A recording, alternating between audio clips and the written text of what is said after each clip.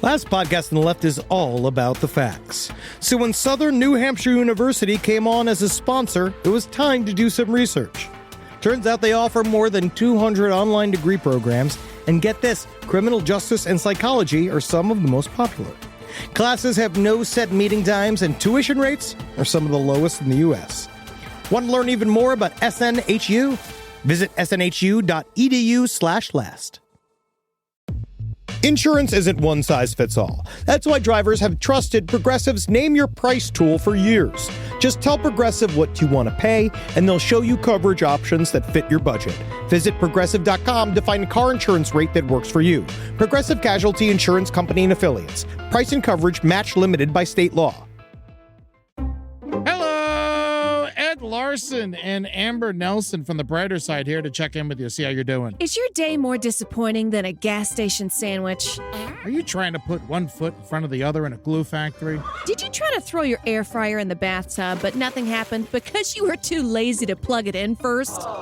Then the Brighter Side podcast is for you. Oh, yeah! Each week we take nasty, dookie, stupid, dumb, stinky, no good, doo-doo factory, boo, caca-like topics and try to find the brighter side. Hey, Amber, what's the brighter side of waking up chained to a bed in Russia? At least they have free health care. That's right. So start your weekend off right every Friday with the brighter side on the Last Podcast Network. You beautiful babies.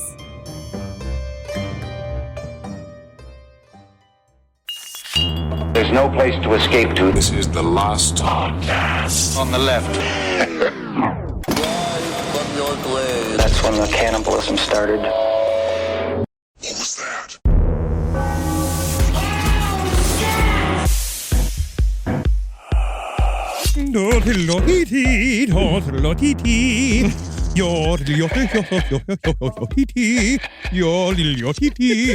Oh, man. Now you got it. You're dialed in, man. Man, I just think of that music playing over a bunch of Hummel figures cutting each other's dicks off. Welcome to Last Podcast on the Left, ladies and gentlemen. My name is Marcus Parks. We have Yo-hee-hee, Henry Zabrowski. Hit me with the polka. Hey! Natalie just got pregnant. Just remember, this is the soundtrack of this entire story. I maintain that the soundtrack of this entire story is I Know, but we'll get to that on episode 2. And of course, with us is Ed Larson. Hello, I can't wait to eat some dick.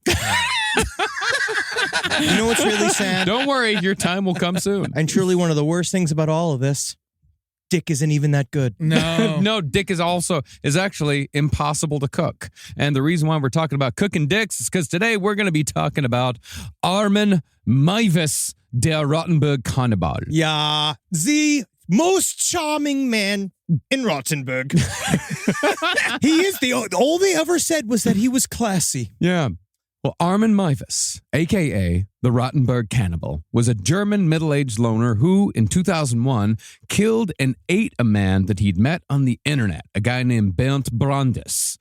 The twist is that Brandes had not only volunteered to be killed and eaten, but was on the internet specifically to find someone who would fulfill his suicidal sexual urge. Yeah, the internet's like 4 years old at this point, and people are already finding each other and eating each other. Yes.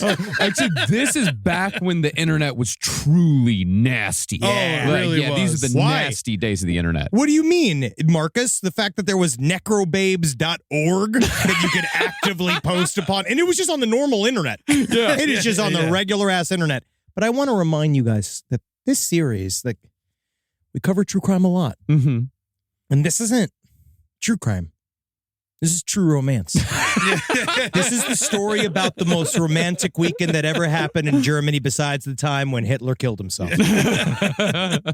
Well, the morals of such an arrangement were, of course, the subject of much discussion during Armin's trial. But some Germans saw the humor in the situation. You see, it's very funny. Oh, yeah. They gave him the additional nickname of der Metzgermeister, meaning the master butcher. He did it in a fairly efficient way. Extremely efficient way. I saw the pictures. of the neatly wrapped piles of meat. Yeah, I mean, they have the pictures of, unfortunately, they have the pictures from the film. They have stills from the film out there, and I did look at them. Yeah. Did he have deli paper? Yes. Very much so. That's awesome. You know, That's if you're why gonna do it. Yeah, that's why he was der Metzgermeister. I know we'll get more into it, but did he make sausage? Yeah, he made everything. He made sausage. He made bacon. We gotta wait. We're blowing it. We're getting ahead of We'll ourselves. see you next week. All right, let's just stop now so we can get to the nasty shit. But as far as Armin Meiwes goes, while his story is not a one-to-one comparison, it's sort of like what would have happened if a guy like Ed Gein had the internet. And yes, I know that Ed Gein is not a cannibal. We know that he's not a cannibal, but these guys are spiritual cousins. Yes. Yeah, if he had the internet, he might have been a cannibal. He If would've done a lot of presented things. as an option. Which is funny is that I feel like that weirdly, I feel like the internet would have given him a lot more pushback about looking for cadavers, where there was something about this within the actual fantasy of it that they were all. I still don't know if Ed Gein was great at improv. Well, we're going to look at, we're going to definitely talk about people later who frequent necrophile forums. So I don't think Ed Gein would have gotten any pushback. God bless America and the internet. It's Germany. Hey, what are you talking America? This is the world, my friend. Whoa, the World Wide Web. You know what we can thank for all of this? Al Gore. Yeah. This is the time that he gets the credit. Yeah, sustainable meat, non-gas. Low carbon footprint if you eat the entire thing. But there are other parallels between Gein and Meiwes that are hard to ignore. Both had a bizarre, worshipful relationship with their domineering mothers, and the general consensus on both men was that they were oddballs who never fit in anywhere. In Germany, by the way, oddballs are often called either der Spinner or der Komisch, which der Komisch literally translates to the funny one. Oh, I feel that I said both of those in a derogatory fashion when we were in Berlin. Here, look at der Spinner here. Yeah, and I'm like, I know what that means, okay, buddy? I saw what's eating Gilbert grape. All right, I know what you're saying, buddy, all right? And yeah, I am stupid. But this guy, he's very, like, again, he's a romantic, and I just love the concept of, like, they even have to point out that they were oddballs. Yeah. They say, like, oh, this guy's weird. Yeah. Yeah. Well, additionally, Meiwes also lived alone in a gigantic, creepy farmhouse that he inherited after his mother died, just like Gein. Yeah, it's awesome. Located in the tiny village of Wusterfeld, the 36-room farmhouse remained totally unchanged after Armin's mother died, although it did, like Gein's place, get pretty messy by the end. They were pretty dependent on mommy. Yes. Yeah. Well, that, just chopping up a human being makes it pretty messy. Technically, that was when he was the most neat.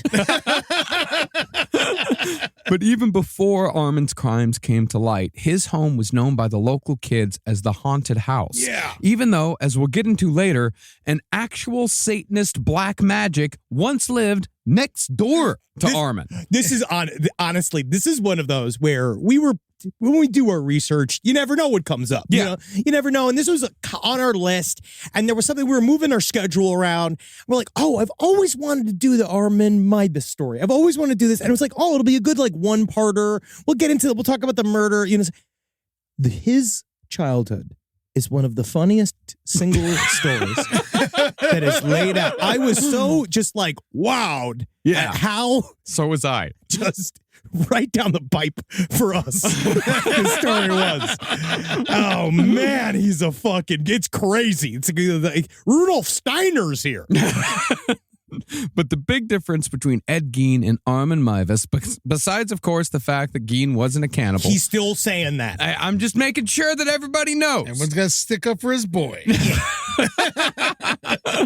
The big difference is that Meiwes eventually found another person in this world who was on his exact same wavelength, although that relationship was, by its very nature, short and sweet, if you'll excuse the expression. I think it was short and savory.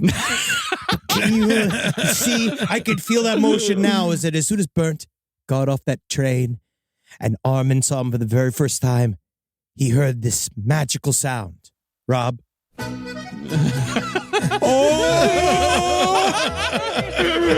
It's you! Finally! I've been waiting and waiting and waiting. Thank you, Rob. Thank you. True romance. Now, for our source today, we've got Cannibal, the story behind The Man-Eater of Rotenburg by Lois Jones, which is good enough, but does tend to fall into the unfortunately common true crime literature trap of having weird and outdated opinions on homosexuality. I don't know what the fuck it is with these true crime writers, but they just either willfully want to misunderstand it or they just I think they want to give everything like that little extra nasty edge. Everything has got to be slightly grimy from their perspective. You kind of feel that sort of like dirty noir edge. Also, the main issue is that a full misunderstanding of what BDSM is. Yes. Immediately saying that that's all like homosexuals do is whip each other. And again, we've talked about this many times. We did this in the Andrew Cunanan series about how gay people are largely extremely boring. Well, they're just people. Yeah. I mean, it's like there's no more or less BDSM in the gay community than there is in the straight community. I'm sure there's plenty of cuddling. Oh, there's a lot of cuddling. A lot of cuddling. A lot. But otherwise... I mean, we'll get into that later. Like, that's really all Armin wanted, besides, to eat and kill someone. He But, wanted to cuddle him with his duodenum. Yeah. He literally wanted to cuddle him with his colon in his guts. That is his actual motive. But this story, though, has more detail about his life than any other source I found. Yeah, the facts that are presented are solid. So let's get into the story of the Rotenburg Cannibal. Armin Meiwes was born in 1961 to a domineering and difficult woman named Waltraud Meiwes, who was almost 40 when she gave birth to Armin. Waltraud and Armin actually look quite a bit alike, with deep-set eyes, thin lips, and long, sharp noses. It's your classic German goblin face. You know exactly what he's saying, right? Oh, absolutely. Yeah, fake. Those people are disgusting. We love the German people. Heidi Klum is one of the most beautiful women in the world. No, but these people, they're Nosferatus. Well, these guys, it's a bad batch. I think that a lot of the Germans are extremely beautiful. Oh, and yeah, fun they're and beautiful. cool. They're beautiful people, but there's a reason why why Werner Herzog did the best Nosferatu. Yes, he knows it. He knows a Nosferatu. Yeah. He's gotten milk from a Nosferatu. They're like, these guys are. It is wild. I have never seen such a couple that if you threw a wig on the son, he would look just like the mother. Yeah. And if you know anything about Armin Meiwes, which is like the more and more stuff I watch, all they ever do is focus on the teeth. Like they always zoom in on the teeth. Well, of course, because he ate people. Yes. Well, he also has a massive mouth. And so does the mother. Like a wolf's mouth filled with huge ass teeth. Very frightening. Very frightening people. Now, Armin was Waltraud's third child, but Armin's father, Dieter, was Waltraud's second husband, and they had custody of two boys from their first marriage. Their names were Ingbert and Wolfgang. Yes, one was a composer and the other one sold piss. And for a while, things were okay. It's Germany. How much is piss? Honestly, super cheap. Market price. Well, for a while, things were okay for the Meiwes family. They lived primarily in the West German city of Essen, but spent their summers about 3 hours away at the aforementioned farmhouse near the town of Rotenburg. But when Armin was between the ages of 6 and 8, Dieter, Ingbert, and Wolfgang all began leaving one by one. First, Ingbert joined his father in Berlin, and Armin's father left soon after. Reportedly, Dieter left Armin with Waltraud because he believed, quote, that he would turn out okay. Yeah, he'll be fine. I gotta go. I think that he read the room. Yes. And Waltraud, I'm not to speak ill of the dead, big heinous bitch, right? Big fucking pain in the ass. With a name like Voltron. Yes, she does sound like she tries to kill the Smurfs each week. Waltraud, even worse. Waltraud. Face like a cannibal. And so they were already having a lot of marriage difficulty. Like it wasn't a happy home. But it was just kind of the way that he left, because he just jumped ship, and it's almost, he was like, I'm going to take the good boys. You guys are going to be normal. I could tell that immediately. You're coming with me. And they were like, Daddy, we want to go with Daddy. It wasn't even, I'm going to take the good boys. It was like, I'm out, because the boys went to their real father. Yeah, like, that's right. like the way they told is that like he was, Armin was out front like playing in the garden. He heard a door slam, and that was the fucking last time he saw his dad. I mean, unfortunately, anybody who ends up as a cannibal, that is one of the last sounds you hear from your father. Is literally, it's the Simpsons bit. It's the dun dun dun dun dun. Chun. Yeah, that's what we did. Yeah, I'll be right back. I promise. Yes, Daddy, when you come back, will you bring some more sausages? Yeah, son, definitely. See you soon. Well, finally, Wolfgang joined Ingbert in Berlin, leaving Armin and Waltraud all alone. As a result, Armin decidedly did not turn out okay. Now, with Armin being the only male in Waltraud's life, she put all her emotions and energies into bullying and controlling this little boy. She was embittered, middle-aged, and it felt like her second marriage, the one that produced Armin, had ruined her life. There's no coming back, and this little boy's going to pay for it. As such, Armin became essentially her lifelong manservant as punishment, to the point where she would call him Männchen. Männchen! Yeah, Männchen. It's an affectionate term, yes, but it's an affectionate term for a girl. And in Old German, it also meant servant. It's like she knew how to... Wow, those two words mean the same exact thing. Yeah, but I remember my mom, she'd be like, Eddie, come here. And I get there, and she's like, get me a Diet Coke. It's fucking, I get it. It's the same. Turn on the light. Yeah, but she didn't call you like, come here, you fat little girl. Like, if she kept calling you a fat little girl and you had to go being like, come on, fat little girl, go get me some juice. Yeah, she definitely called me fat. Well, that's different. And then my mom called me fat too. And it's like, who the fuck do you think did that? You're feeding me. You did this to me. Yeah. Oh, yeah. Yeah, didn't your mother like guilt you for not finishing your plate, telling you that you didn't love her because you didn't eat her food? Yeah. Yeah, here's a dozen stuffed cabbage, fat boy. Yeah, being like, I can't tell. But then if you only eat 4, she's like, oh, that's fine. I guess you don't like it as much as you used to.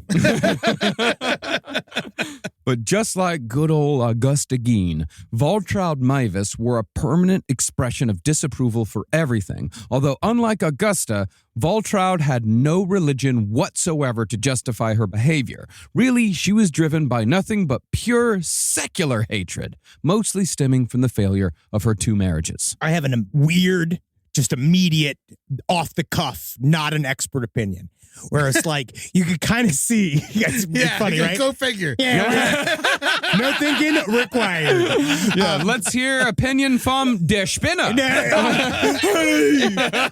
Chocolate! Don't you dare keep calling me Der Spinner during this entire process. I'm going to be pissed off. Yeah. Don't tell us. I know. Now what are you doing? I just thought of doing it. I know. Yeah. It's just the German version of my Spinny character. All right, what are you talking about, Der Spinner? All right, so... But you see the essential difference between Ed Gein being raised in a religious household where there was a lot of kind of religiosity in what he was doing. Like, he made crucifixes and he did all these kind of weird things. It was like kind of like, oddly, in a funny way, shame-based. He hid them, he put them away, where Armin Meiwes is like the example of when Ed Gein is put in a Montessori school, almost in a way of like, it's almost like this is a secular way of fucking you up. This is a fun way. So that not only is it like, it's a special new batch of fucked up, but then it leads to his style of what he did, which is like technically the most responsible form of murder, cannibalism we've ever seen, quote unquote. It's so extraordinarily respectful, and he's a humanist. He's a humanist, literally, entirely a humanist. He's a humivore. Now, to fill her days, because Waltraud did not work, she tried writing a history of her own family line, giving accounts of her forefathers in the Napoleonic Wars and the First World War. There was no word, however, on whether or not she included her family's military history between 1933 and 1945, if such a history existed at all. It was a short chapter that just said, yada, yada, yada. Don't you worry about that one. Now, to put it mildly, Armin Meiwes was not a well-liked child. He was known as a mama's boy, der Komisch, the oddball. This opinion was only reinforced by the fact that Armin's mother insisted that he always dress in traditional Bavarian-style lederhosen at all times. Just the idea of a little 6-year-old pre-cannibal dressed up as lederhosen, because he never was normal. Was he fat? No. No. That's too bad. Yeah, right? Yeah. We said the same. Yeah, no, you're just thinking of Uter from The Simpsons once again. Yeah. I know. You got to fill out those later hosen. Don't feel chase me. I'm full of chocolate. I'm full of chocolate. But it's like, that's my, honestly, like, skinny guys in lederhosen. What is this, Epcot? Yeah. I want to see a big, fat guy. Like, if you're in lederhosen, you better be pushing on them buttons. You ever seen the pictures of Hitler in lederhosen? Oh, my God. It's very, I think lederhosen is fun. Yeah. You would look great in it. I'm built for it. You really would. I have a body for lederhosen. Yeah, lederhosen does Require a gut. It does flatter the egg-shaped man. Yes, of course it does. Oh, Hitler's very stylish. I'm looking at these pictures of him in his lederhosen. Ooh, what elegant ankles.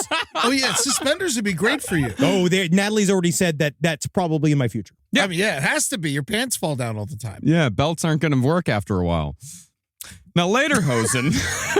It's all right, my baby just finished. I'm gonna kill and eat something. Now, lederhosen might have flown at least a little during the summers when Armin and his mother would stay at their farmhouse in the country. But until he was 16, Armin and his mother lived in the city of Essen. This is like in the middle of one of the biggest metropolitan areas in Germany. And this was during the 70s, when lederhosen in a city would have been noticeably weird. Yeah, there's probably a lot of der spinners flying around as he's on the bus in his lederhosen in the little hat with the feather sticking out of it, just going, like looking at everybody that's got fucking sweat coming down there like they're being steamed. Can I lick your hand, please? Now, to me, the lederhosen seemed to be a tactic to keep other children away from her son. Because even when kids knocked on their door to see if Armin could come out to play, Waltraud always insisted that Armin was grounded and wasn't allowed to leave the house. She fed him a superiority complex. So that's weirdly, like, that's how I view it. It's like yes, it is infantilizing, making him a child, right? Like constantly and isolating him specifically. But what also she's doing is feeding him a line of, we do this because we're better than others. Yeah. We do this because we are this. She viewed in her delusional mind, I think I see her as like a Bavarian countess in her own brain, where she's like, doing her historiographies and dressing them up in traditional clothing and basically showing everyone, being like, we're different. We're a step aside. We're outside of your modernity, which makes us special. And I actually weirdly think that is one of the driving forces behind Armin, is a sense of superiority in a way. Sure. Where he does believe my philosophical cannibalism makes me a Homo sapien 2.0. And in some cases, that really was like not to get too far off topic here, but that was in many ways like a symptom of like post-World War II Germany, like this idea of we're going back, like 1933 to 1945. That didn't happen. Like Germany is a wonderful place full of a very wonderful culture. And so going back to pre-1933, that kind of erases like the guilt when it comes to the German people. It's a fascinating subject. Oh, I imagine. But she may have been, one of those people. Yeah. I just can't believe all the people they put in ovens, he's the first one to eat people. Oh my God. I'm Jewish!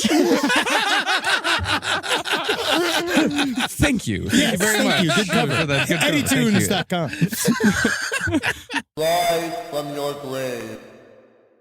This podcast is brought to you by Squarespace. Squarespace is an all-in-one website platform that helps you stand out online. Yes, that's right. You don't have to smash your face with a hammer. You can just start a business. It's got everything you need on Squarespace, from securing your domain to building a professional site and showcasing your work all in one place. Let's say you want to show everybody how you can carve your ribs out of your lower abdomen so that you look more like a Ken doll. That's amazing. You can bring your vision to life with AI-powered design design or curated templates, plus flexible editing tools that helps you create something that truly reflects your style, especially if you are somebody that is trying to corrupt the young men of America. That's what Squarespace is really going to help you. Squarespace makes it easy. It makes it easy for you to put all that together, and you just go to Squarespace and do it all. Thanks, Braden. Head to squarespace.com/left for a free trial. And when you're ready to launch, use offer code LEFT to save 10% off your first purchase of a website or domain. Summer means freedom. And for adults, summer means work next to freedom. But thanks to Mint Mobile's summer sale, it can almost feel like the work is playtime for the adults. Right now, all of Mint's plans are $15 per month, even unlimited. Free yourself from big wireless and switch to Mint Mobile for high-speed data and coverage on the T-Mobile 5G network. It's so well connected, I could call from anywhere. Deep from well within my bunker, where my AI-fueled robots slowly but surely toil for me, but I know for a fact I'm saving money on my phone plan. Or up above, where I'm training all of my giant Amazon female warriors who will fight in bulletproof mesh. Also, honestly, Mint Mobile's really cheap and it's really reliable, so you should use it. To get your new wireless plan for just $15 a month, go to mintmobile.com/LPOTL. That's mintmobile.com/LPOTL. Cut your wireless bill to $15 a month at mintmobile.com/LPOTL. That's it. There's no catch. Upfront payment of $45 per 3 months, $90 for 6 months, or $180 for 12 months. Plan required, $15 per month equivalent. Taxes and fees extra. Initial plan term only. Greater than 50 gigabytes may slow when network is busy. Includes up to 20 gigabyte hotspot. Capable device required. Availability, speed, and coverage varies. See mintmobile.com. Hey there, all you Quinceaholics. Oh, I feel so good. I got the breeze coming through my linen pants and my linen shirt. Oh, it's too hot for my cashmere sweater. Thank God I got this wonderful undershirt and sunglasses to keep my eyeballs safe from the radiation of a star that's trying to kill all of us. I digress. Listen. Quince has got anything you need. They're going to help you out. They're going to change your life. You like simple, plain, good-looking clothes with high-quality fabrics? Quince your hiney. Get in there. Take care of yourself. Be good to you and dress like a prince when you're wearing your quince. I got a silver chain. Woo! Doctor, I got a silver chain. It looks great. You can get anything you want. They have gold bars. All right, you want to buy a gold bar? Quince got a gold bar. All right, you go get that for yourself. You treat yourself nice and you dress even better. Upgrade your everyday. Go to quince.com/last for free shipping on your order and 365-day returns. Now available in Canada and the UK too. That's QUINCE.com/last for free shipping and 365-day returns. Quince.com/last.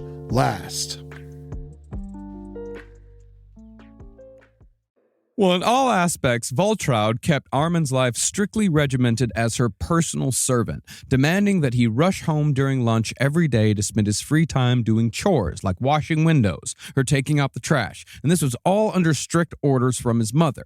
But even if Armin made it past his mother to play with the other kids, it's possible that what was already going on within his inner world, it's possible that would have scared off any potential playmates, because this shit was lifelong.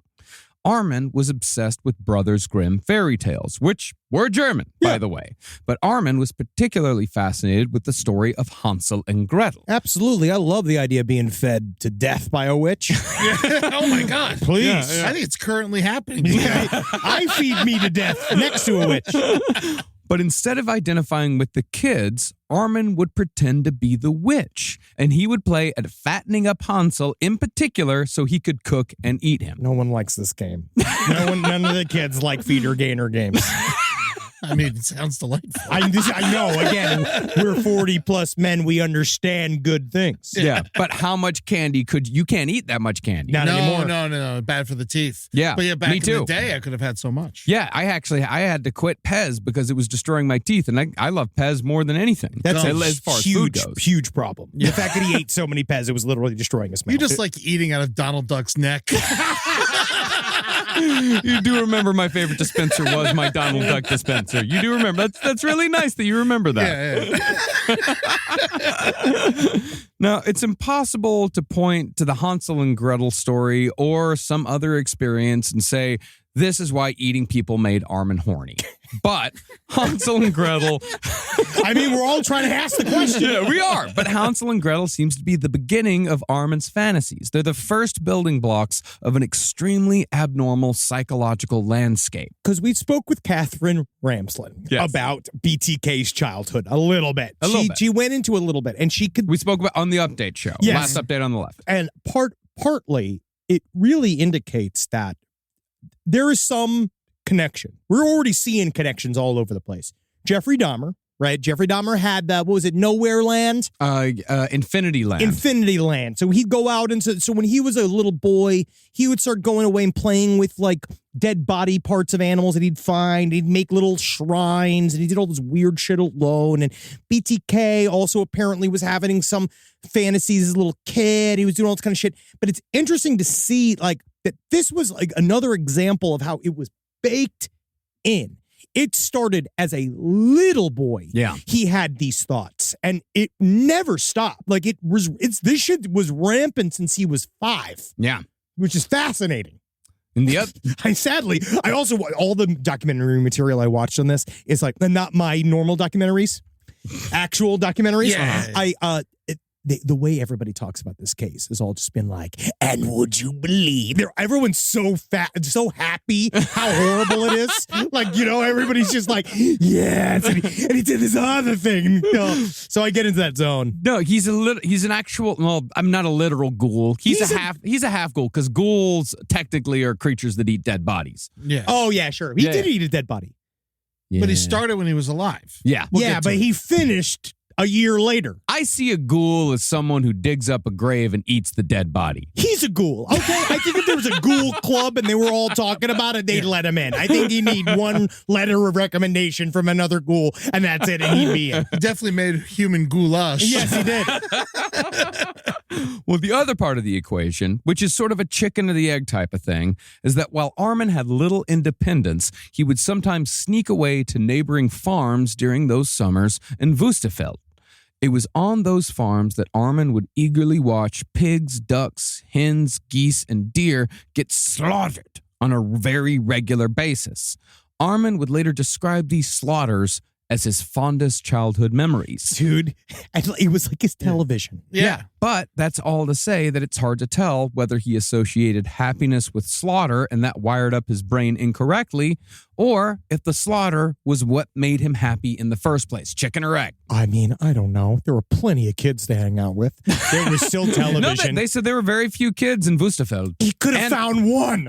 There was one. Every weird kid I've ever met had one separate other weirdo play the spinner friend. Actually, he did have one friend. One of the documentaries that I watched, they did talk to a kid. Mr. Stunk. Yeah, where he said, like, he had a pony, and Viva takes a pony and ride it into the forest. But it was a weird game. Because he said that, like, it was weird that he'd come over and his later hosted it, and they had an old-fashioned horse and carriage. Yeah. And he would get into his horse and carriage and ride it around this little town, and he'd be like, that's as far as mother allows me to go. like literally have to go. And then he had to kick him out of the carriage like he was some horrible version of Cinderella. But yeah, it's just straight. I mean, I wonder if the guy who was killing all these pigs in front of him, like, started, like, playing it up a little bit, like putting on a show, There it comes. That big old cleaver. And going inside them guts. And he's just like, this is the best show I have ever seen in my life. The guy who's killing these animals, he's not like, get out of here, kid. Because at the time, honestly, though, I do feel like it's a little bit of like this is an art form. Maybe according to, if you're a normal like butcher, if you're just a butcher, it's a good job. Well, these aren't butchers. These are just people who are killing animals. Yeah. And they could also see as like, oh yeah, kids need to get used to this stuff. Yeah, it's a farm. You're going to get used to it. And then he probably goes, get me the hook. Get me the piercer. Well, really though, Armin said that all he wanted was to be accepted and hugged. Could have knocked that out quick then. Yeah. Mama could have really knocked both of those things out. So he invented an imaginary friend named Frankie to help with his loneliness. See, Frankie was the bad guy. You didn't want to be anywhere near Frankie. Well, Armin would tell Frankie he loved him, and Frankie would say he loved him back. I love you too, Armin. So far, so good. Yeah, and tellingly though, Frankie would be the name Armin would use years later as his handle when he was trawling various cannibalism forums for a man who was willing to be killed and eaten. His name already has Arm in it. Then he was too on the nose. Yeah. On the nose would have been a great name. Now, Armin said he started fantasizing about eating little boys and girls between the ages of 8 and 12. He would spend night after night lying awake in bed, going through every motion of killing, butchering, and eating a child, emulating what he'd seen on the neighboring farms. During one of his interviews, and I believe this, he said, "You'll be surprised how difficult it is to make friends when all you imagine is what your friend's nipple tastes like." Thanks, Armin. But just like Dennis Rader fantasized about torturing and killing Annette Funicello at around the same age while watching the Mickey Mouse Club, Armin Meiwes' prepubescent fantasies revolved around Flipper. Now, was just died on Henry's birthday. We know. Yeah. Committed dolphin suicide on my birthday. That's true. Now, for those of you unfamiliar with Flipper, it was a mid-60s TV show about a boy and his dolphin. But the titular animal was not Armin's focus. Rather, he was obsessed with the boy, child actor Luke Halpin. Yeah, if he was obsessed with Flipper, the dolphin, he might have been a scientist. Yeah. Or he might have been a marine biologist. Or he might have been a dolphin hunter. Yeah, but he would have been obsessed with fucking Flipper. And we would have, again, his story would have been in and out of the news real fast. You think about him, if he went No to go books fuck would be Flipper- written about him. No, but if you wanted to go fuck Flipper, guess what? Flipper fucks back. That's what you got to be careful. Armin Meiwes thinks he's going to roll and easily fuck Flipper. Flipper's going to fucking just ruin your weekend. All right? That kid does look delicious, by the way. We're going to cut this out, but I've been saying that. I'm looking at the old footage. I'm like, yum, is that yum? It's tasty. And dolphins are filled with mercury anyway. You can't eat them. Well, Halpin's character, Sandy Ricks, was just the kind of perfect, popular, successful boy that Armin so desperately wanted to be. Oh, boy. And No, hey, that's what he wished he could be. Yeah. And Armin came to believe, as many cannibals do, that if he were to only consume Sandy Ricks, then he would take on all of the same characteristics and abilities of his hero while also fulfilling a sexual urge. Hey there, Flipper. There's this man who says he wants to sexually cannibalize me. What are we going to do? You're right. I'll strangle him in his sleep. Excellent. I'll pretend to be into it, and then I'll wait until he's most vulnerable, and I'll kill him while he can't know. Flipper, stop flirting with me. Stop it, Flipper. Stop it. I'm going to put an end to this right now. I'm putting an end to this right now.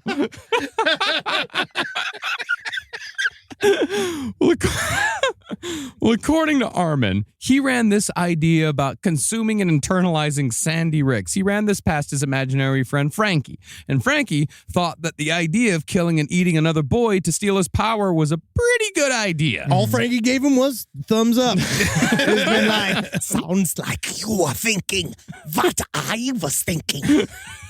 Flipper, however, was just one half of Armin's media obsessions.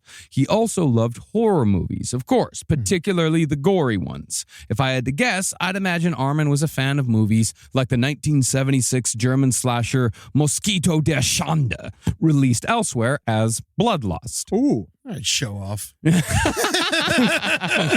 plot revolves around a clerk who collects puppets, but also murders women and drinks their blood with a glass straw, then writes mosquito on the walls of the rooms where his victims are found. Kind of sounds like a Giallo movie. Yeah. Oh, no, I would imagine he probably did see some Giallo movies that came over. He might have seen Suspiria. I don't know if, like, Blood Feast came all the way over from America. You know, Herschel Gordon Lewis. I doubt he saw Blood Feast. I doubt he saw Blood Feast. But, you know, there's plenty of, like, that weird 60s style of gory, you know, that I the weird stuff, the fluorescent red blood. That I personally love, and I think actually is scarier because it feels like you're watching a dream rather than, you know, some like realistic gore. I much prefer Herschel Gordon Lewis gore. You know what really scared me the most of everything you just said was the glass straw. Yeah, right. It's crazy. That's something about a glass. I mean, obviously it could just break in your mouth, but it's terrifying.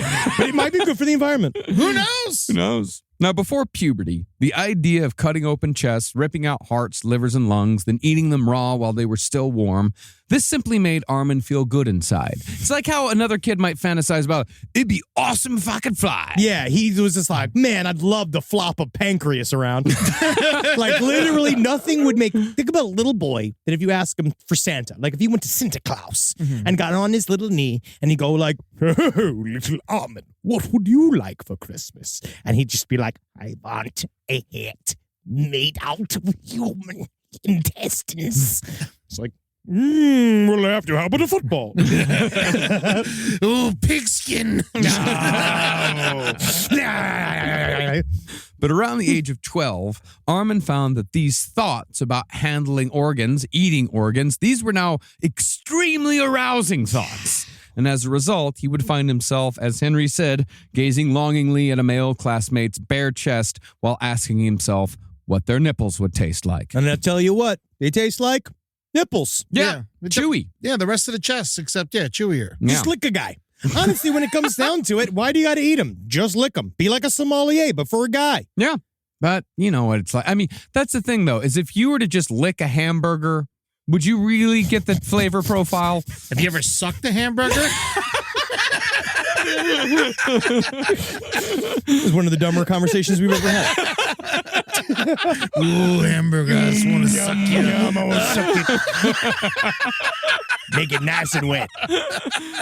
Now, once Armin turned 16, he and his mother moved from Essen to the 36-room farmhouse in Wustefeld permanently, which wasn't that much of a change because neither one of them had any friends or family in Essen anyway. But while Waltraud had grand dreams of a majestic country home, she didn't have the money to properly maintain a 36-room farmhouse because she lived solely off the meager alimony paid by her two ex-husbands. That house is beautiful. It is gorgeous, or it was until it was burned down by the locals. That's what happens when a fairy tale monster lives inside a very nice piece of property. Even so, she still gave each room in the farmhouse a grand name, like Sonnenglanz, meaning sunlight, or Frutau, meaning Mountain Dew. Mountain Dew? Yeah. Whoa, is that called? Excuse me. Morning Dew, not Mountain Dew. That would be fucking wholesome if there was a fucking X Games written in. You'd never have to be a cannibal. This is my room, Sierra Mist. Let me mutilate him in the sunny delight room. If anywhere, it would be in the surge room. Ooh. Shots fired.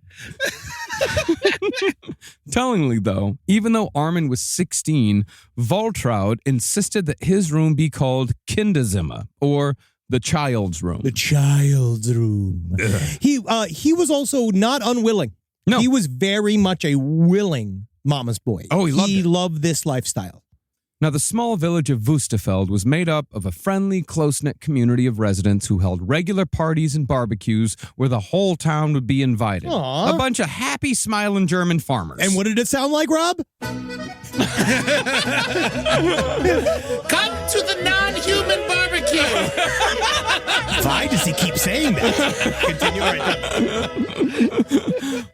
Well, these barbecues included Armin and Waltraud. even though everyone in town knew that these were the town spinners. The townsfolk felt, we can't leave them out. We can't invite everyone except the fucking weirdos. Town spinners. I just feel like that's a new slur that we're going to have to deal with. Yeah, we got a week. Yeah, we can use spinners for a little while longer. I just think of the spinners and I feel bad. Yeah. The spinners. Der Spinners. They're spinners. Would it be an all-German cover band of the Spinners? We'll save that. You and I will save that for our VFW tour, Eddie. Well, inviting Der Spinners proved to be a bad idea because during one, actually I got to do it. It's Die Spinner. That would be the plural for Der Spinner. Thank you. Okay. Inviting Die Spinner proved to be a bad idea because during one barn party, Voltraud marched to the center of the barn at 10 p.m. and began shouting that the music was too loud. She hated loud music, and the party had to stop immediately on her say-so because it was too late to be that loud. Jesus Christ, lady. Yeah. Now, one adult neighbor took a special interest in Armin because he thought Voltraud's treatment of the young boy was unfair. He thought that it might be stunting his growth a little. The neighbor had a chat with Voltraud over a glass of wine, and he got her to agree to let Armin attend the next party on his own. It sounds like when the principal visited Forrest Gump's mom. Your mama should have cared about your school. Your schooling, boy. But even without his mother, Armin, who was always more comfortable with children, just like Ed Gein. Yeah, because he's another spinner. Yeah. Armin chose to not mingle with the other teenagers and instead spent the whole party sitting at the kids' table. In 1968, however, the village of Wustefeld became infinitely more interesting when a new neighbor moved in next door to Armin and Voltraud.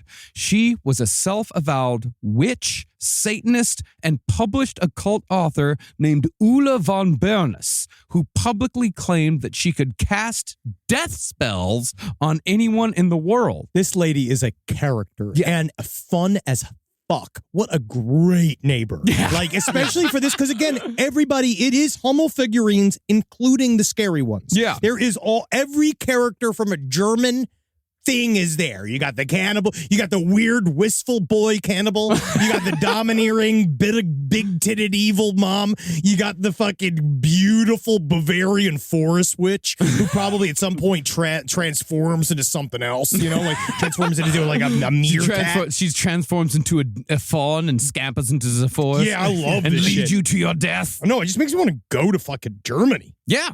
Now, as opposed to Ed Gein's highly Christian mother, Augusta, Voltraud Meiwes embraced the evil. Oh my God, I just looked up a picture of her. I never saw her before. She looks like Tony Clifton. I might have to take all this back. You're talking about Ulla von Bernes? Yeah, she looks. Oh my God. Yeah, you like California witches. German witches. Yeah, German witches. I love German witches. Old world witches are an entirely different breed, my friend. Hey man, if I will fuck Baba Yaga. All right, I have no problems with it. Well, Voltraud Meiwes soon became close friends with Ulla von Bernes.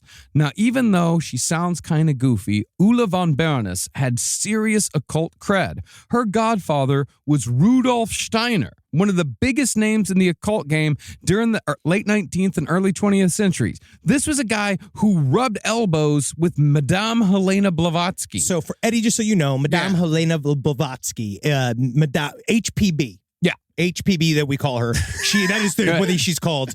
And she is a pain in the ass master occultist from back in the day that wrote this massive book called The Secret Doctrine. And what it is an occult explanation of the history of the world. And Rudolf Steiner, we did a series on Madame Blavatsky, and she is one of the most impressive con women / true occult masters of all time. Like, she's a big deal. She's secretly one of the biggest influences on the 20th century. Yes, in many like different ways. Like, I mean, the shockwaves of what this woman did, still reverberate to this day. Sort of led to Nazism. And then Rudolf Steiner was a guy that was like basically he was a compatriot to her, and then he broke off and did his own thing. He created the things called the Waldorf schools. Have you ever heard of the Waldorf schools? It's like a super intense version of a Montessori school where they basically teach you about aligning your spirit and soul with your intellect. And Rudolf Steiner was all about this idea that you could apply scientific method to the psychic sciences. And then he obviously had some issues because anybody who's a Germanic origin, there seems to be some race implications at the very bottom of their works, no matter what they do. Alternative history. Yes, a lot of alternative histories. His pseudo-historian is how Rudolf Steiner is often referred to. But technically, he was one of the first guys to be like, Hitler's bad. During the 1910s, where he's like, this guy's bad news. And he started basically doing the anti-Nazi thing at the very, very beginning. And they fucked him up. Yeah, they fucked him up real bad. Yeah. Now, Ulla, however, like Rudolf Steiner, serious occultist. Very serious. Very high level. One of the big names. He's one of the classy ones. Yeah. He ran Hogwarts, but instead of wizard, it was witches. Yeah. That's what I took from that anyway. Yeah, take that. That's fine. Good. Yeah. Yes. Eddie, your occult education has not yet begun. We haven't I'll give you the secret doctrine. We have not yet chosen what your first occult episode is going to be. Okay. Yeah, but we're going to choose wisely. Trust me. Yeah. Good. But Ulla, she's more of like an Anton LaVey. The guy, Anton LaVey, right? Yes. Not well. We've only hung out once or twice. But Ulla's someone who liked to play the part. She liked to put on a show. Yes. For example, when she moved in next door to Armin and Voltraud, she painted her house black and switched the standard doorbell mechanism, switched that with a skull that had the doorbell button affixed to its outstretched tongue. That's fucking awesome. Yeah. But I hope it screamed whenever you pressed it.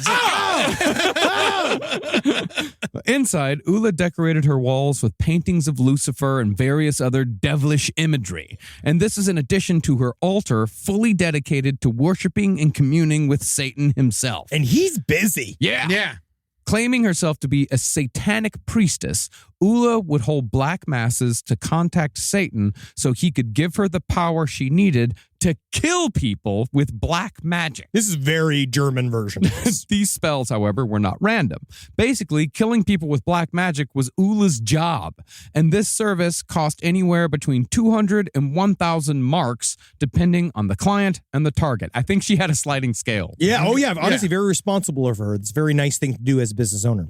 I will say to you, remember, in magical actions, any form of hex will come back on you. So it's never, ever really a good thing to do unless it's very, very specific. And honestly, it needs to remain largely positive. The thing about Ulla is that also when you pay to have someone do something like this outside of you, it's very, it's easy for it to go wrong. Yeah. Well, the process was that she would cast a spell, then soon after, the target would die in a car accident, fall down a flight of stairs, or have some other fatal accident. And from what she claimed, she had a 90% success rate. 9 out of 10. So she's a fucking assassin? She's a murderer? Like multiple times? She hit witch. Yeah. Which is another great film. Save it. And indeed, she did have plenty of customers who made the trip out to Wüstefeld. But they were mostly women who wanted to sentence unfaithful husbands to untimely deaths. Now, incredibly, and this is part of the reason why I'm fascinated with Germany, Ulla von Bernes became a beloved local character who could be found gambling at the nearby casino when she wasn't casting black magic spells on wayward husbands. So fun. But as she put it, Satan never helped her gamble because he, quote, has more important things to do. That's what I said. He's very busy.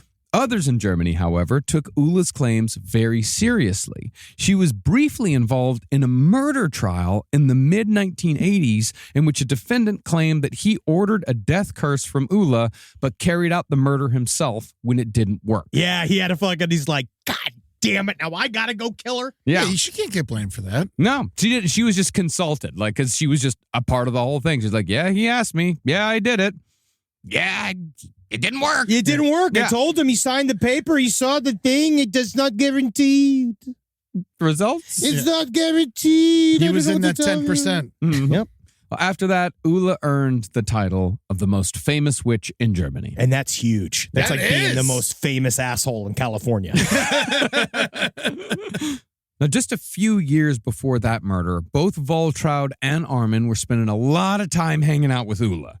For Armin, though, the Satanist stuff, he didn't really give a shit about that. Yeah. Yeah, what he cared about was that she was like the witch from Hansel and Gretel. She was like the witch from Hansel and Gretel, though. Like, that's not an exaggeration. By 1985, however, around the time of the aforementioned murder trial, Ulla moved out of the Black House in Wustefeld and rented an apartment in nearby Bad Homburg. Bad Homburg. Yeah, and Armin was once again left alone with his mother.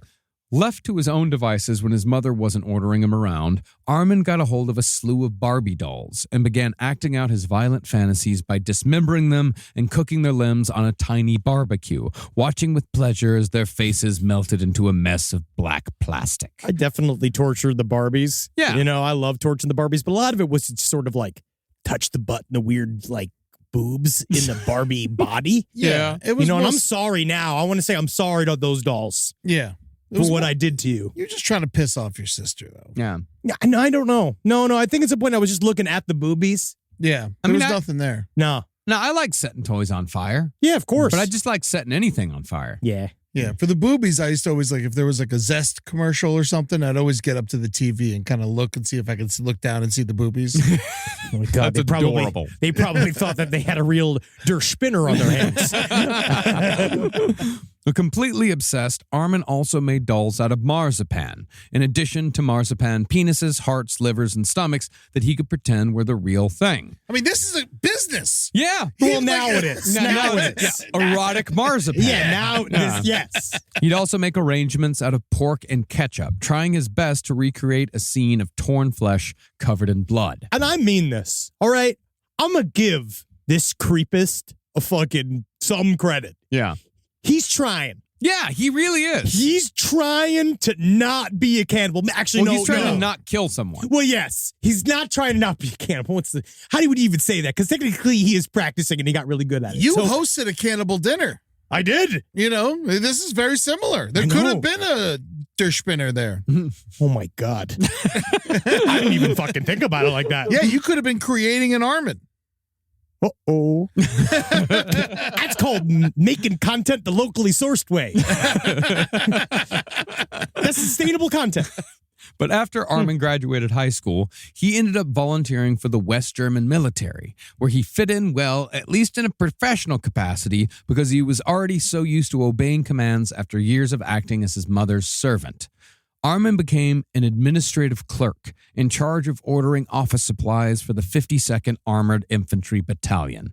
He did this for 12 years, known only as a quiet, mannered, and calm, if extremely weird loner. But he did like the little modicum of control of other men that he got. He enjoyed that. That helped him a little bit. Also loved chowering with the guys. You know, he liked looking around. Marinate. Yeah. So he was very like. Ooh, replace all of my shampoo with olive oil. We'll take some rosemary. Yes, hi, will you please? Have a piece of lemon. He was but he liked just horsing around with the boys. Well, man. no, I mean, he didn't horse around with the boys. He liked watching the other boys horse around. Yeah. And then he'd do the thing, be like, it is fun to grab ass. It's fun with some men. You know what I mean? Like, and they're all like, yeah, Armin. Meanwhile, they're like, yeah, come here, Gunter. Let me fucking, it's so funny, Gunter. Look, it's so funny you're sucking my dick, Gunter. It's so funny you're fucking having gay sex. Gunter, look, dude. I'm fucking in your ass, Gunter. This is the craziest prank in the world, Gunter. It's so funny because you're doing this and I'm like thinking of a legitimate question. And I'm really not sure how you got to the point where you're like acting out a gay porno. I think that this is what he, in his mind, thought was happening. Oh, okay. What he wanted That's to what he happen. wanted to happen. Fuck yeah, Gunter. Yeah, fuck yeah, Gunter, where he's watching them all fuck. Yeah. And he's just, It's Kunter. Legitimate question? I thought they couldn't have an army. No, they absolutely could because they were, remember the Soviets, East Berlin, West Berlin. Oh, they yes, absolutely, yes. they needed an army. You're thinking of Japan. Oh, okay, good. Yeah.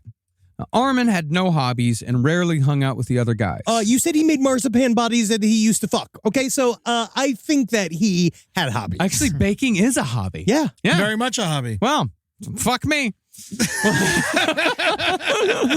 Well, at his request, Armin was stationed at Rotenburg so he could go home to his mother every night to take care of her until she fell asleep. This, of course, earned him a considerable amount of shit from his fellow soldiers. Do you want to go out to the bar? No, I have to go home and take care of mother. And it's the way he probably does it too, where he's like, unfortunately, tonight I can't join you for your reveries. I must be with my mother. And they're like, yeah, cool, great then. Cool, just wanted to make sure. Please leave. Sorry, I gotta go and fuck Gunter. Oh, fuck Gunter, this is hilarious. I'm coming on you. Gunter, this is so funny. We're having sex right now.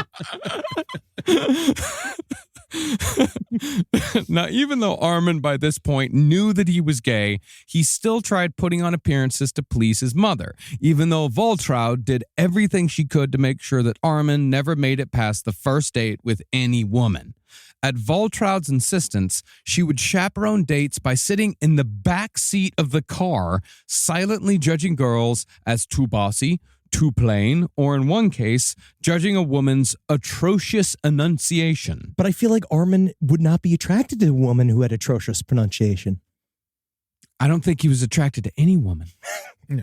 I don't think the enunciation had anything to do with it. I He don't was know. gay. Maybe if some of these women spoke more articulately, maybe they could have impressed him. That's the thing, is that Armin couldn't understand why any of this was weird, even when others patiently explained to him why bringing your mother on a date was strange. How could it possibly be strange? My mother's the most exciting backseat driver that's ever been. She tells me what to do. Do you mind if we go in the back and make out? I was talking to my mom. I'm talking to my mom. Well, the furthest Armin ever got with a girl was when he was introduced to a friend of a friend named Martina, who already had 3 children. Poor single moms. They're fucking, it is hard for pickings out there. Real hard. Now, as I said, just like Geen, Armin was better with kids than adults, so he got along well with Martina's children, and that was promising for a single mother. But while their romance was essentially platonic, Armin bragged to his coworkers that they were engaged and that they had all kinds of sex, none of which was true. What? It all... I could just see him. It was so nice to finally see her glands. I loved how fluorescently pink her bottom is. We're slowly stretching her clitoris to make a penis. I pull and I pull and I pull and I pull. I tug and I tug and I tug and I tug. Where are the balls? It all fell apart, however, when Martina told Armin that she intended to have her tubes tied because she already had 3 kids and didn't want any more. Yeah, and that's got to be disappointing for him. Well, even though Armin knew that he was gay, he firmly believed that he would one day marry a woman and have children. So a woman who couldn't have children was useless to him. But when they broke up, he did confess to her, all right, you got me, I'm gay. The worst part, though, is that this drama...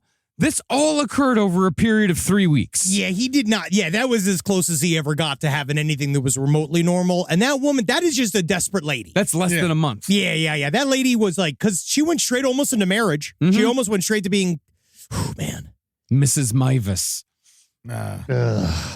Now, Armin was forced to leave the military after 12 years in 1991, partly because he racked up 2 DWIs in quick succession, and partly because it was obvious that this lone weirdo was never going to have the makings of a leader. Well, this is the truth. Is that this is why this is where we're heading into, you could see the danger points, where Dennis Nilsen, Jeffrey Dahmer, same style of avoidance of their own inner struggle. Yeah, so and using alcohol to mask just it. Slam it down. So Yeah. he was obviously riddled with cannibalistic fantasies at work, and he was in the army, and he knew that if he said anything, he was not going to be treated very well. Yeah. If he said anything about any of his, even just wanting to kiss Brad. Doesn't have to, being gay, He not just being a cannibal. Oh, no, that's what I'm saying. It's bad enough just being his normal self. Yeah. Never mind telling them his real self, right? So he can't deal with it. So his fantasies were just supercharged and getting harder to avoid. So that was why he was just drinking himself to death. I don't know why I pictured him as sober. Yeah. No, dude. A lot of these guys, especially Dennis Nilsen and Jeffrey Dahmer, are perfect examples about how in order for them to face this inner paraphilia, they have to be drunk. See, that's the thing with Nilsson and Dahmer. You figure if they're getting hammered, they would have made more mistakes and got caught earlier. They did, but they made a lot of mistakes, but it was because with Jeffrey Dahmer, it was because who he chose to kill. And with Dennis Nilsson, it was because it all happened inside of his apartment and no one saw anything. Yeah, and the only reason why he got caught is because he was getting rid of the bodies down his drain and a plumber found it. Yeah. Because his pipes got clogged. Yeah, all filled with like slurries of meat because he would try to go jam the meat down the... Good old Mario and Luigi saving the day once again. So, after leaving the army, Armin took a computer technician course and got a job at a software firm in the town of Kassel, about 200 miles away from the farmhouse in Wüstefeld. Primarily, he serviced ATMs, which sounds like the dullest job in Germany. It seems fine. It's servicing ATMs. It sounds like honestly, at some point, you're just like, it's one of those jobs you could probably rip a fucking bong and do your day. Yeah, man, I did data entry for a while. That's the fucking worst. But I still, and I showed up when I had my data entry job, I was fucked up the whole time. It was awesome. Yeah. But you were living in your car and drinking, what was it, scotch every night? Or Yeah. To go to work. But Armin actually liked his work and hoped to one day use his income to renovate the Wüstefeld farmhouse so he could turn it into a technical school where executives could stay and attend week-long computer courses. This plan, of course, went nowhere because Armin spent all of his money on broken-down cars, lawnmowers, and cement mixers that he planned to refurbish and flip. He also started buying old tires, broken office chairs, and various other pieces of junk that he figured he could fix up and sell. And of course, he just ended up with a yard full of shit. His life continued this way for another 8 years. I mean, think about this. This is really it's 20 years where this guy's just sitting there staring into the middle distance and thinking about eating people and doing nothing about it. I mean, he seems lazy to me. Lazy? Yeah. I would say unambitious. Unambitious? Yeah. Okay, He was ambitious. Well, because he's buying all this shit to fix up, but it's just sitting in his front yard. Well, is it's he a hoarder. incompetent or is he lazy? It's a hoarder mentality. I think it's something else. When it comes down to hoarding items, is that what you're doing? It's it's you trying don't to want to look in. Hoarding is a good example of an avoidant way of living where you're exteriorizing your problems. your anxiety. You're putting them in front of you. You're doing it on purpose. You're crowding yourself in. Like you in some ways they believe that they're insulating themselves or they're protecting themselves, And so this is more of the shoving down. I view this as a symptom of more and more his mom's getting older, he's getting older, he's never lived his dream.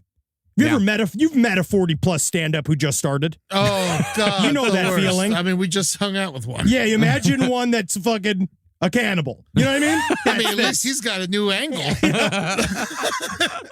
Rise from your grave. This is a paid ad by BetterHelp. It's so important to remember with the busyness of the holidays, every holiday, Arbor Day, that day about the planet, President's Day. There's so many things to adapt to in this life, and it doesn't follow a perfect plan. God, ruins the whole weekend. But therapy with BetterHelp, the world's largest online therapy platform, it can be a space to pause, reevaluate, and adjust to any unexpected changes. With over 30,000 therapists worldwide, BetterHelp is one of the leading online therapy platforms, having served millions of people globally. BetterHelp makes it easier to fit therapy into your routine. You're in good hands, too. BetterHelp therapists have at least 3 years and 1,000 hours of hands-on experience, and hold all required education, training, and certifications. It's easy to do, and the help is better over there. You don't have to navigate life's changes alone. Sign up and get 10% off at betterhelp.com/lastpod. That's betterhelp.com/lastpod. Is there anything better than a summer evening outdoors? Enjoy your space to the fullest with new greenery from Fast Growing Trees. I love a big, thick bush. Fast Growing Trees is America's largest, most trusted online nursery, and they can send me a big, thick bush any time of the day. It arrives at work. It arrives at my car. I can pinpoint on a Google map where it is. Send me a big, thick brown bush. And they send it immediately when they have it, because sometimes the shaver comes to town. I remember one time I ordered a cherry wood tree from Fast Growing Trees. And my God, I couldn't cut it down, no matter what my father told me to do. I had to lie to him about it. And next thing you know, I became the first president of the United States of America. And even you can become the first president of the United States of America with Fast Growing Trees. Right now, get up to half off select summer planting essentials, plus get an additional 20% off your first purchase with code LEFT at checkout. That's an additional 20% off at fastgrowingtrees.com with code LEFT at checkout. Offer is valid for a limited time only. Terms and conditions apply. In the United States of America, there's a break-in every 26 seconds. That means somewhere, right now, an intruder is getting closer. The problem is most security systems only alert you after a break-in has already started. That's too late. Choose Simply Safe to secure your home. Using the Outdoor Camera Series 2 and advanced AI alerts, Simply Safe's US-based live agents identify threats on your property and help deter them, stopping crimes before it starts. That's real peace of mind. They've got a really great security system that makes sure people don't get in your house or it makes a big noise. And to me, that's a big deal for me, is that it protects all of our yelling with a siren in our studio, which is one of the most important things that can be protected. I don't care if thieves come and kidnap us. I don't care if marauders come and steal our staff and bring them to another country against their will. As long as our words aren't affected, as long as our precious data isn't affected. And Simply Safe does that. And for that, I say, God bless you, Simply Safe. God bless you. God bless you, Simply Safe. God bless you. Experience greater peace of mind with Simply Safe, now available with an exclusive discount for our listeners. Right now, you can get 50% off your new system by visiting simplysafe.com/LPOTL. That's half off at simplysafe.com/LPOTL. There's no safe like Simply Safe. Well, in 1999, Armin Meiwes finally died at the age of 77.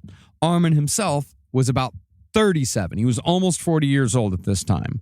And after that, Armin was all alone in the world. His two half-brothers came to the funeral, and they never saw them again. Yeah. And he subsequently went half-geen for a short period of time.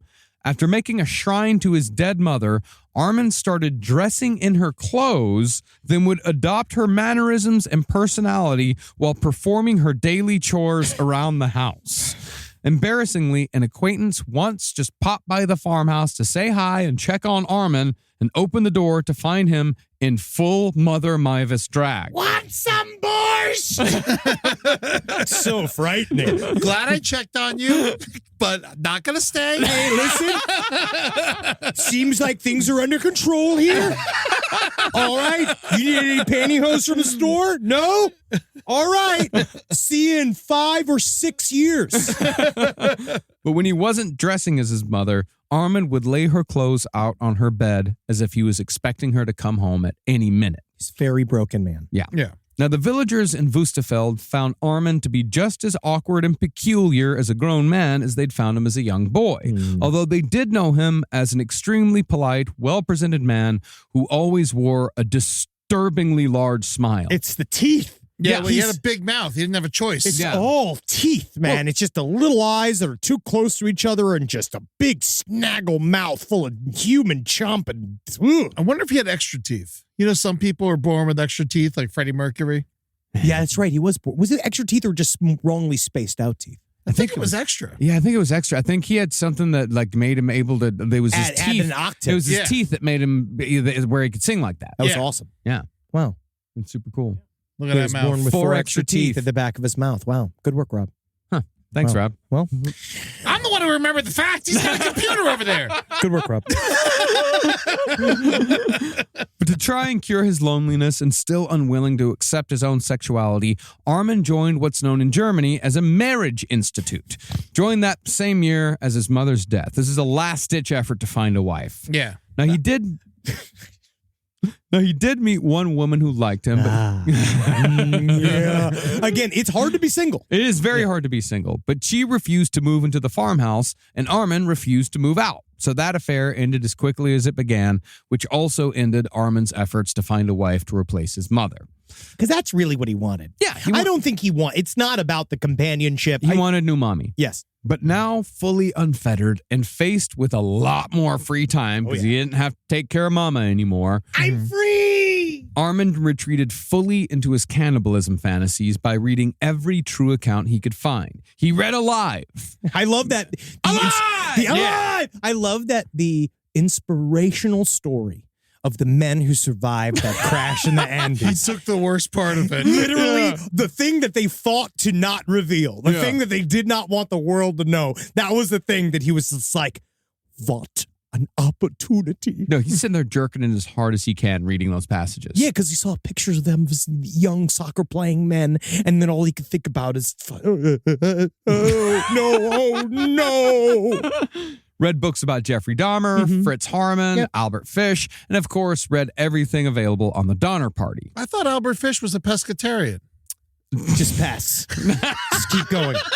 Just keep going. Don't acknowledge it. Don't acknowledge this. It's also around this time that Armin seems to have started developing a sort of philosophy as it applied to his own cannibalistic urges. It's something that might even be considered a moral code. This is why I view him as like he viewed himself as a step above. Yeah.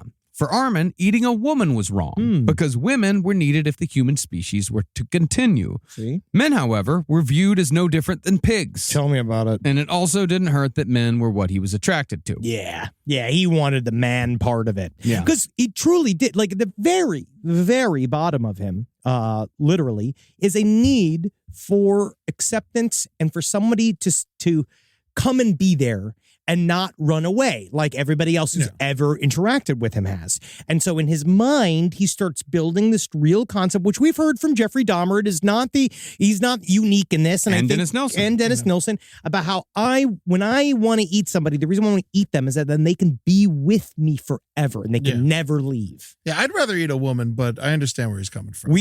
Same. Yeah. I'd have to think about it.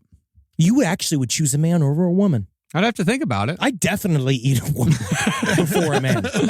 That weird? Yeah, oh, for sure. I would eat a woman before a man. That's strange. But, I would, but once you put your conscience in there, you got to eat the dude. See, that's the thing is that I'm kind of like him with it's like dudes are more like pigs. Yeah, Like because I'm it doesn't matter. sitting in the room with that's two called- right now. Technically, that's called toxic masculinity, that we have been fed that men are disposable. Yeah, that's true. Is that toxic masculinity? Yes, because what it does then is cause us to act in bad ways. And in the end, that hurts us. Yeah. Because we believe that at the very end, we live to provide and nothing else. And then if we don't go to war, we should just die early and get out of the way. Or go to Woodstock 99 and cause a fucking bunch of trouble. Yes, definitely. But the most important part of Armin's philosophy was that he decided he would never eat and kill another human being unless that person absolutely wanted to be killed and eaten, because he did believe that a straight-up murder committed to satisfy his own urges was wrong. You see, funny is that I think that he never thought it was wrong, but it was his explanation. I think that he decided at some point that if I create this rule, it feeds his sexuality. He wants it to be willing because that's what makes him horny. He's begging, the people begging to be eaten is what he wants the most, because then they want him. They need him to eat them. See, I look at it as like, I'm not going to go to prison loophole. He played it later as that, but we'll get to this. Could be. But that's the thing. I do think that he did have some sort of moral code where he was like, murder is wrong. But the moral code made him horny. Yeah. That's what I'm saying, is All that the right. moral code made him horny. Yeah. I guess it does always come back. But isn't that another sort of toxic masculinity? Thinking that everything just comes back to sexuality over and over again. That we're Interesting. driven by nothing but our sexual urges and that we're no more complicated than our own cocks. Thank you. I got to go jerk off. I'll be back. But at the time, Armin was at a loss as to how to find such a volunteer, so he made substitutions. It's hard to bring up. Yeah. First, he started cutting pictures out of magazines of just body parts. Then he started taking photos of his own body so he could imagine butchering it to make chops and cutlets. He then bought a video camera and filmed himself holding a knife to his own throat, using ketchup and paprika as fake blood in his mock slaughter. Didn't know the red food coloring and corn syrup trick. Yeah, absolutely. A little dap of green in there to make it darker. And it's so nice to do it that way. And you put a little bit of dish soap in it so it's easy to clean up once you're done. That's nice. Yeah, I'm talking to two fake blood specialists here that ruined many things. many a bar Yep. in Brooklyn and New York City. Yep. Yeah. Just banned for many venues. He also, this is very funny. He took photos of his own penis sandwiched between two slices of bread and put a little garnish next to it, put a little parsley, and again used ketchup to serve as blood. This is the thing, man. Excuse me, I gotta go jerk off. He loves sandwiches. This guy, it is the problem, right? Is that the story, the more details you go into it, is that like, that would be an improv joke I'd make. Yeah. But no, he's doing it. You know what's funny? You know, when I picture him doing it, I imagine lettuce in the sandwich. Me too. But buddy. but only lettuce. Yeah. Like no tomato. I know. I definitely see the big cartoonish slices of white bread with the top of his withered gray German penis hang out of the top of it with that little tuft of like that nice glistening, like it's a Carl's Jr. like shoot, where the tomato's wet. I just can't believe he chose like normal bread instead of like a bratwurst bun. That is, I am now furious. I cannot believe he didn't put it in a bun. I'm sure he did put it in a bun. I'm sure he put it in a bun at some This is point. silly. And as soon as he put it in a bun, he's like, I am not some kind of Frankfurter salesman. I am a man. I want a gland witch. Armin also revisited his teenage hobby of making dolls and genitals out of marzipan, all while masturbating to photos of gruesome crime scenes. All this was What just... did you do this weekend, Armin? It's just all like the boss been like, how was your weekend? Oh, but you'd never guess. Are you a fan of marzipan by any chance? Yes, I love marzipan. How's about crime scene photos? Yeah, I like those too. I have a farmhouse that perhaps you would enjoy. You're fucking crazy. We had this funniest week. Me and Gunter had fucking crazy ass sex with each other. Dog. It was so hilarious when I told him I loved him and he made me come. I was fucking dying, dude. Just fucking laughing my ass off thinking about how we're gonna get married in 9 months, dude. It's fucking crazy, dude. So hilarious. But all this was just peanuts compared to the world that was revealed to Armin when he finally got internet access in his own home in the late 90s. If the internet ruined somebody else just as bad as Anders Breivik, it's this man. The internet was bad in Europe, dude. It's the same internet we have. It's the same one we have. A fucking different dog. Something went wrong, And man. by the way, there's no comparison between Anders Breivik and Armin Meiwes. Well, they both had AOL accounts. Oh, No, yeah. actually, no. Armin had a Hotmail account. Yeah, and AOL is America Online. I don't know, dog. Al Gore. I brought him up before, man. This is all his fucking fault, dude. I want him in front of me. Yeah, and it's not like he got cannibal radicalized Whoa, on the you don't internet. mean to tell me technically this would be sort of like cannibal radicalization because he thought he was alone in this. True. I feel like that's one thing that's an interesting thing here is up to this point, besides he's reading about these famous cases, but he's still It's like 6 people. yes, and he's like, there's nobody else like me. Yeah. And then it's not until now when he, like in Epcot, where it turns out now all this stuff can happen. Well, with near unlimited access to the most gruesome images and videos available, albeit with what was probably a dial-up connection, Armin downloaded hundreds of pictures and videos of torture porn and fake cannibal fetish content. These would be stored in hard drive folders labeled Grauscham, meaning terror, or Fleisch, meaning meat. Not willing to let go of analog just yet, though, Armin also kept a tape in his VCR at all times so he could record any autopsy show that happened to be on TV. In fact, HBO had an autopsy show you can still see on Max now that's fucking incredible. It's one of the best true crime series that are on HBO Max. I love that series. It really is. I used to do this, but with like Skinamax. Yeah, everyone else. Of course. No, it was normal behavior. We had the same skill, but for different reasons. Hey, but guess what? Same result. Well, more often, though, he was able to catch bloody accident footage that was shown on the news, which used to be a lot more common than it is now. Man, I saw some shit on the news when I was a kid. I remember when I saw that chick get murdered on the news, like the news reporter in the cemetery, and the guy walks up and he just shot her a bunch. Do you remember that? Yeah, I remember that. I saw that live. That was wild. Do you remember the footage? Do you remember the guy that shot everybody on the train? He was a white man who shot people that he was afraid of guys that robbing him on the train. Oh, Bernie Getz? Yes, I remember them showing that, like the pictures of that as a kid. Yeah, because you grew up in New York, so yeah, you would have. Wow. Yeah, you were there for Bernie Getz. That was a big one. I remember that. But in searching for images of faux cannibalism on the internet, Armin soon found like minds when it came to cannibalism, even finding essays that promoted it as humane. In one essay, cannibalism was promoted as a way to fix overpopulation and paired its arguments with tips on the best slaughter methods for humans. Armin also found fantasy recipes on the internet, like panierte Jungenleber, or boy's liver in breadcrumbs. All right. There was also Penis mit Rotwein. Oh, what does that mean? Penis in red wine. I dip my penis in red wine every Friday at Vintage Wine and Eats.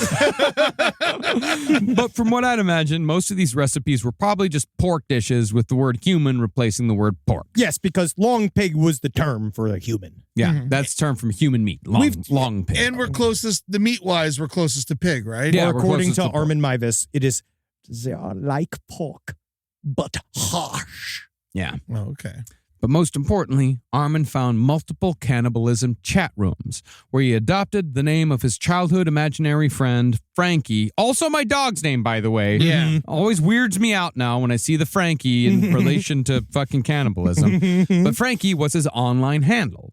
Perhaps inspired by the discovery that there were so many others like him, Armin wrote a short story called Der Strickjunge. That's a hard word. That is. Strickjunge. Yeah, that means rent boy. Oh, wow. It was all about a male sex worker being willingly slaughtered for consumption, and it was not written well.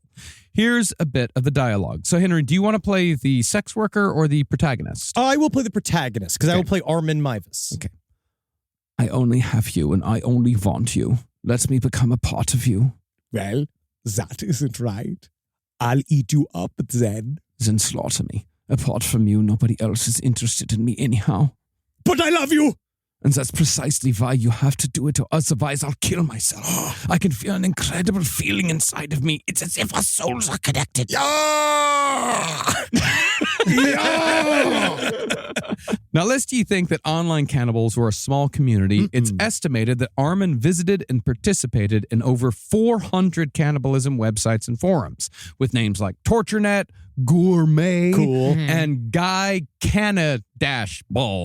Oh, yeah, that's a good one. Yeah, that's the funny one. That's the humor one. That's the funny one. Yeah. What seemed to be his favorite, however, was Cannibal Café.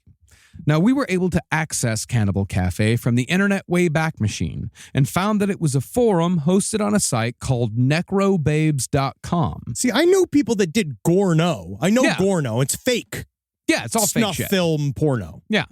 From what I can tell, aside from the primitive 3D art snuff porn section, none of it was real, of course, Cannibal Café was the same 24 or so guys posting about cannibal fantasies and made-up recipes, like the guy who asked if anyone had a recipe for Italian girl meat lasagna because he, quote, loves ethnic dishes.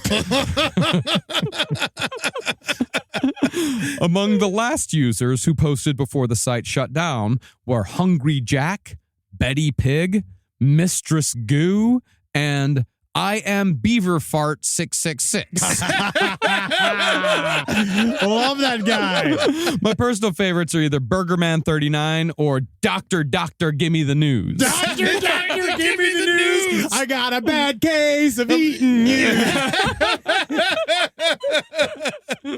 I was trying to think of some better names for Frankie. Here's what I came up with. I got 6. Maybe you guys can help me pick the best one. Sure. Tongue Eat Cheek.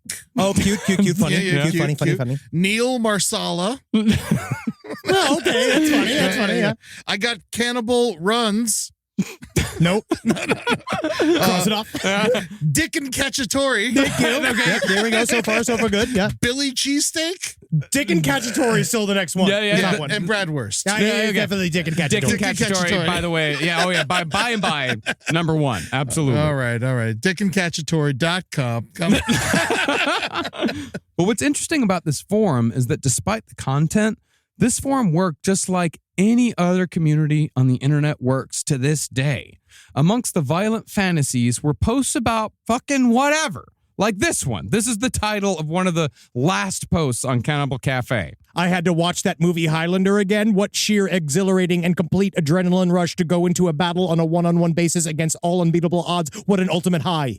And none of this is code, nor does it lead to a discussion about cannibalism. No, it's just a post about how awesome Highlander is. It is. Yeah, and it's really short, too. Yeah. It's just the whole I swear, the more and more I watch that movie, the more I love it better all the time. What a rush to be in an intensive battle scene, to be immortal, to fight for the end prize, to fight to the very end, so that there will be only one. What a intense movie that is. And imagine some guy's just been like, yeah. Yeah. Oh, yeah, and there was Want to eat my balls? Yeah. The follow-up is, that was a great movie. I saw it in Vienna years ago. As regards, Terry, sorry to tell you, old cock, but I ate her last night with fava beans and a fine Chianti. It did turn into cannibal. See, the funny, but that's a Hannibal Lecter reference. And then it's your lame-ass pun. That's reference. You're an idiot, I'm going to kick your ass. Okay. Oh, yeah. Just Back like to normal? any other internet forum on the fucking, since the beginning of the fucking internet. Yeah. After the nerds turned it over to the rest of us. That's how it went. Yeah. Al Gore, you did this, and I'm going to terrorize your family. But in the end, Cannibal Café was, for 99.9% of its clientele, all about fantasy. For example, the site had a so-called livestock application one could fill out. That had, amongst other questions, the option to choose previous sexual training, like oral sex, anal sex, or toilet sex. What is toilet sex? Sex in a toilet. Yeah. Oh, that's not like a chair, though. That's just a chair. No, but they made it sound like it was a skill. Yeah. Well, Like it was a thing that you needed it. Like there were. Don't look it up, Rob. I just see him go into Google. As soon as you type in toilet sex, everything is going to stop. yeah. I mean, no one is going to be happy. it's better than fucking on a chair because you can just flush the cum as soon as you're done. I feel like it would be much easier for me to convince my wife to have sex with me on a chair. Yeah, well, not when you don't have a chair and you just have a toilet in the bathroom. And nothing's going right for you. And you should really think about, maybe I should invest in me. Yeah, that means you live at the dog park, and your only inside space is the goddamn porta potty. Well, this application also had livestock termination preferences like live roasting, impalement, or vivisection.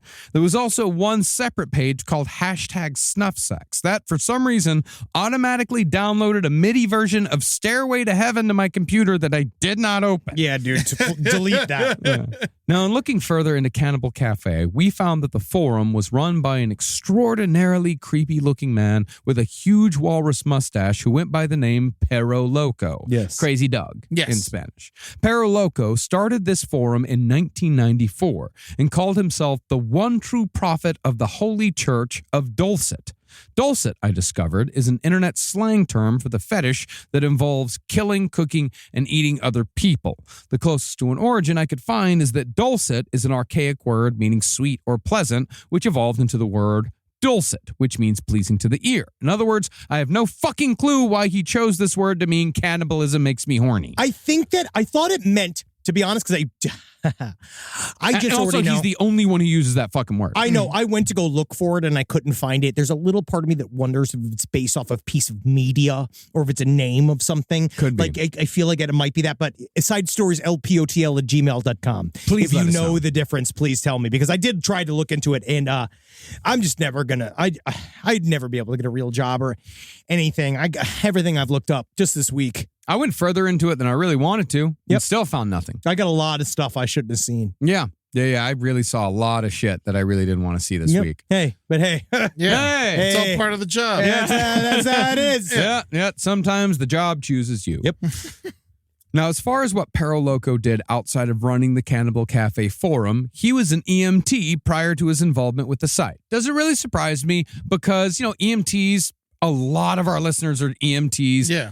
Jet black sense of humor, and Cannibal Cafe. I mean, the guy's not funny, but a lot of jokes are made. And like we said about in the necrophilia episode, they have access to fresh bodies. Sure. It's also funny because then in 2016, Perro Loco was interviewed for this thing called Encounters with Evil, and it's just so funny because then you realize he's just a guy. Yeah. Right, so this whole thing it's all technically still all fantasy, and then cuts to Perro Loco, and this is literally what he sounds like.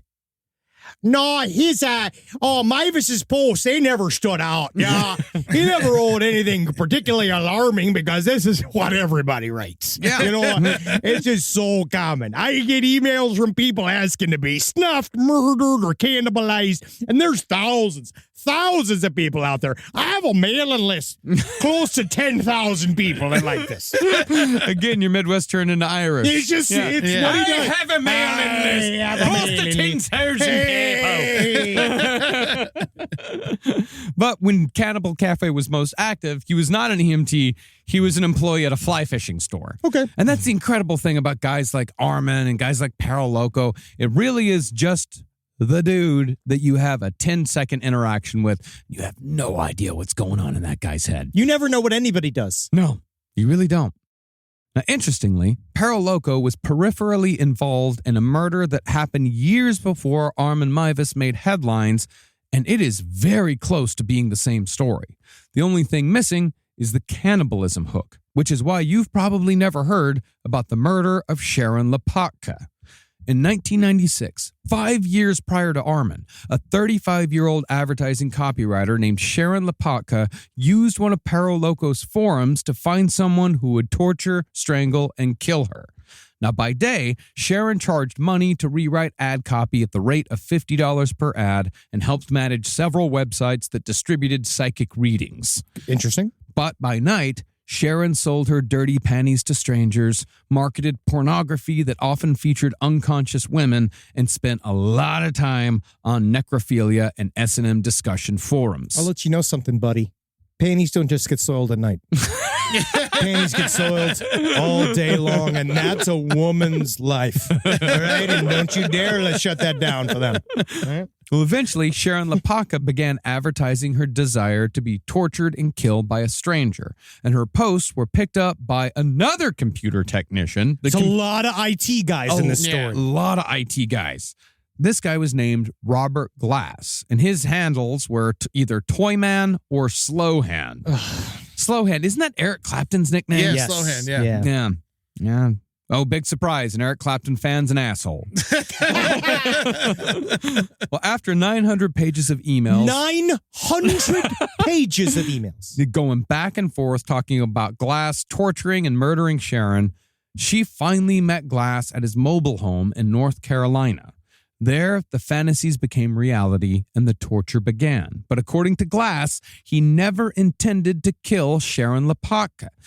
Until the day he died, he insisted that her death was a sex game gone wrong. But either way, once Sharon was dead, Glass buried her 3 feet underground in his backyard. The only way I want a sex game to go wrong is we lose the dice inside me. I cannot imagine me playing any form of sexy game that would involve my death. Yeah, I mean, when sex game goes wrong, you're still in trouble. Yeah. Like it's not. It's still a bad thing. I don't know. That's not a good defense. No. That's just the truth. That's what he was just trying to say, was that I think it's him trying to say, like, it was all fantasy. Everything got out of control. I'm not a murderer. I just love the idea of it. Yeah, it's basically that's where you go from like, do not charge me with first degree murder, charge me with manslaughter, which is what he was charged with and convicted of. Mm-hmm. After Sharon's sudden disappearance, her email was thoroughly searched and her communications with Glass were found. Interestingly, this was the first ever murder case where police arrested a suspect based solely on email communication. Interesting. Yeah. How have we never heard about this? This really is like, because Armin ran after these people walked. So this is like it's a literal testing of what they did. I'm actually surprised the website wasn't shut down immediately. Yeah, and I'm surprised that this story isn't well known at all. I had never heard of this story, but everyone's heard about the fucking cannibal of Rotenburg. Yeah. But it's cannibal. Yeah, That's the reason why. Because, it's got a hook. But soon after Glass went down, Sharon's body was found in his backyard, pled guilty to manslaughter, and died in prison from a heart attack a few years later. During the lead up to the trial, though, Perro Loco, the guy who ran the Cannibal Café for him, he was investigated as a material witness because he knew both Sharon Lapaka and Robert Glass. He described them both as, quote, very nice people. Very nice people. They always are. But was unable to add anything else to the prosecution's case. Now, Cannibal Café was but one of many sites visited by Armin Meiwes, and he even had his own cannibal chat room on Yahoo, which were, if I may say, the best chat rooms to ever exist on the internet. I loved Yahoo chat rooms. Oh, yeah, we partied on there. Yeah, they were great. But in this room, Armin posed as a woman looking to be slaughtered. This was his bait. I am a tall, stocky, long pig looking for a big-bodied male chef who would like to have a feast of me. Now, naturally, Armin got a lot of hits from potential candidates. Guys, Yeah. I bet he was dressed like his mother when he wrote it. he got to get in character. Oh, I can't be lady without my little shoes. Yeah, he got hits from guys with names like Hell Eater, Steve-O, Snuffy, Turkey. I like Turkey. Oh, Turkey's Steve-O funny guy. was on there. Yeah. But posing as a woman wasn't Armin's real game. After reading so many posts about cannibalistic fantasy that included posts by a lot of people who had fantasies of being killed and eaten, Armin figured there had to be one special man out there who was willing to actually go through with it. Yeah. So Armin managed to snag the email anthrophagus@hotmail.com to proposition potential candidates. And this is really what it's all about, guys. All right? Patience. Openness. Being willing to extend yourself. If you want to find love, got to be honest with yourself first and say, man, I just want to chew your dick off. I want to cut your face off. I want to fucking smash your bones. I want to eat your organs. And you just got to find the right person that's like, that's the nicest thing that's anybody has ever said to me. Been waiting my whole life. I can't believe it's happening. Well, Armin wrote on Cannibal Café that he was a German named Frankie searching for a young boy between 18 and 30 years old, elaborating in broken English by saying, quote, have you a normal build body and will you die? Then come to me, I butchering you and eat your horny flesh. Now, Armin took the application process seriously because if he was going to do this, he was going to do it right. He interviewed as many as 30 applicants, some of them in person, driving to various locations in Germany and the Netherlands. He worked for this. No, this is all just building up the horny. Yeah. God, he interviewed 30 people to be slaughtered and fucked. More than I interviewed to be producer of this podcast. It's wild. He was more careful about his cannibalism victim. He needed to be. But that's the thing, is that once he talked to them, like met them, talked to them, he found that none of them had any intention of actually going through with it. Yeah, pussies. Yeah. Yeah, so Armin would dicks. So Armin would politely say auf Wiedersehen and move on to the next man. Other applicants were rejected even without an interview because they were either too old or too heavy for his tastes, so to speak. Oh, so you wouldn't have eaten me? Well, you said the most delicious person would be, he said obviously the most delicious thing would be a child, like a child or a little boy. But he's just like, that was his problem, is that they can't consent. Yeah. An adult can consent. So that's why he said 18 to 30. So he wanted to be as young as possible because he was pretty certain that younger meat would taste better than older meat. Wouldn't be tough and stringy. Yeah. But in February of 2001, Just having to take it at face value. I love him just going like, good. Wow, good. Thanks. But in February of 2001, Armin saw a posting on one of his cannibal sites from a user named Kator99 saying, I offer myself up and I will let you dine on my live body, not butchery, dining. Now, the thing about Cater99, loved exclamation points. Yeah. So it was like, so technically it's not butchery, dining. Yeah. And he's a caterer, so he loves a party. He does. Cater99 was a man named Bernd Jürgen Brandes. I can't say that like that. It's got to be Bernd Jürgen Brandes. I'm sorry. Burn brand. That's how we're doing this. Talk about, again, we're not going to malign the dead, but he was a little weird too, huh? He was a bit strange. Yeah. He Of course. I'm just saying. It seemed like he was a little weird. Yeah, we're going to get into his story completely on the next episode. But he claimed to be 36 years old, 5'9", and 160 pounds, which was nearly ideal for Armin. Under the username Frankie, Armin began exchanging naked photos and torture fantasies with Bernd. Here is an example of their back and forth after Armin sent a photo of his teeth. I will sink them into your body and bite off your tongue. That won't be hell, but heaven on earth. This will be the biggest kick for me.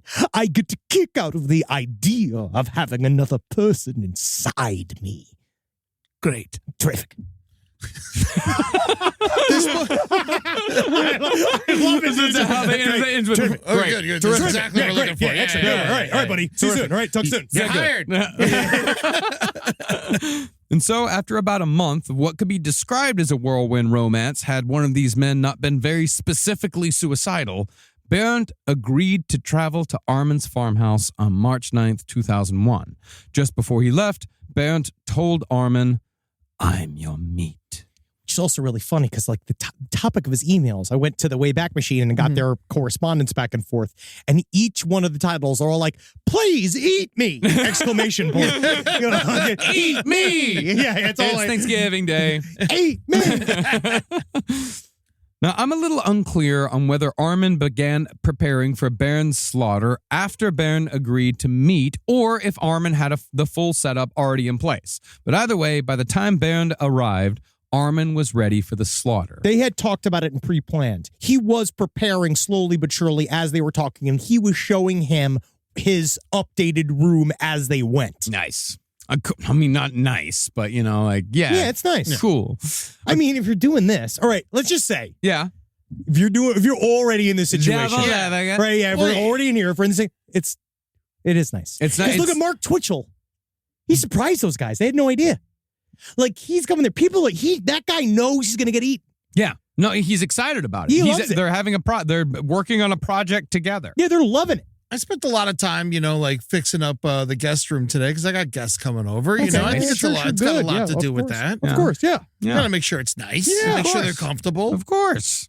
Well, according to what Armin had read on his cannibal sites, 1 to 200 pounds of so-called long pig could be easily butchered by one person if he had the right setup.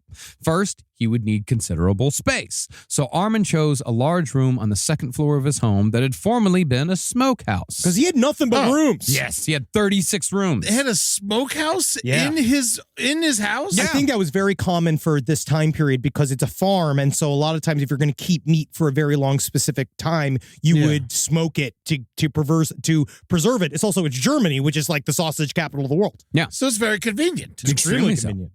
Armin decorated the room with meat hooks for atmosphere, constructed a meat trough to drain the blood, and put a large bed frame and mattress in the center to serve as a sort of altar where Bernd would be killed. Just in case, he also set up ropes and belts to restrain Bernd if necessary, but as we'll find out, they will not be necessary at all. The butcher's bench would be an old metal patio table, while his tools would be sharp knives and his grandmother's old axe. To give it an S&M edge, because there was definitely going to be plenty of that before the slaughter. You bet, man. You want to be soft. Yep. Oh, yeah. Armin bought a cat of nine tails, but made his own whip from an old umbrella and a TV cable. That was for him. That was for him. A wooden cage was also constructed and placed in the corner of the room to complete the livestock fantasy, and mattresses lined the walls to soundproof the room. Once Armin was done, he took photos of his slaughter room and posted them to his cannibal sites for everyone's enjoyment. And this was all done to the soundtrack of what, Rob? Here's a top and here's a hook. Here's a trough and here's a book we will read together, me and my friend. All right, that's enough. Now, I know my name is burnt, but please eat me raw. We will find out that his penis will become, in fact, burnt. Yeah. God damn it. Now, based on his cannibalism research, Armin decided that Bernd would taste best if he fasted for 48 hours before arriving in Rotenburg. This, Armin decided, would flush Bernd's system, purging stored toxins and bodily waste that would make bleeding and cleaning Bernd easier. In other words, he didn't want Bernd to shit himself after he died. Sad. Yeah, it's like a colonoscopy. You want to be cleaned out. Yeah, they let him have water, though. Yeah.